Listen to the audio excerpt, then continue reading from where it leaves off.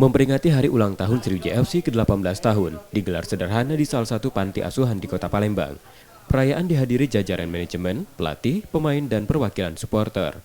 Manajemen Sriwijaya FC di hari ulang tahun Sriwijaya FC sengaja digelar jauh dari kemeriahan, di tengah keprihatinan tragedi Kanjuruhan yang terjadi beberapa waktu yang lalu.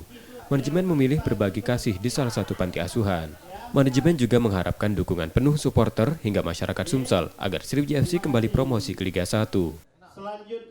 Tentunya kita pada kesempatan momen Sriwijaya FC ini kita mengharapkan doa dari rakyat Sumatera Selatan agar tim Sriwijaya FC atau klub Sriwijaya FC bisa promosi ke Liga 1. Manajemen Sriwijaya FC juga memberikan bantuan sembako serta dana untuk panti asuhan. Nur Muhammad, Kompas TV, Palembang, Sumatera Selatan.